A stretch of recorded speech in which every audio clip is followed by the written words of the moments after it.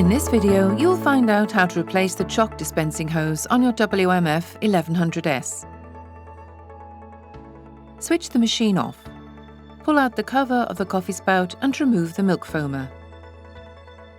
Remove the blue aperture and pull carefully outwards until you can access the Choc dispensing hose.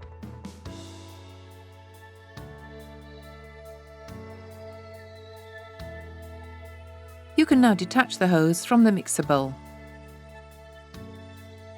Then pull the hose out of the retaining catch on the spout.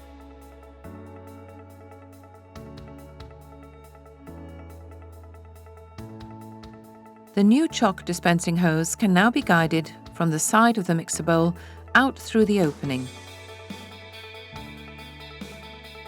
The end of the Choc dispensing hose is then guided into the hole provided on the spout until it latches. Now also attach the hose to the mixer bowl. Check that the mixer bowl is in the correct position. Close the machine door. Hook the aperture in on the right and press the left-hand side of the aperture back until it clicks into place. To avoid pinching, make sure that you guide the milk hose backwards at the same time. Next, reposition the milk foamer and reattach the covers with the coffee spout.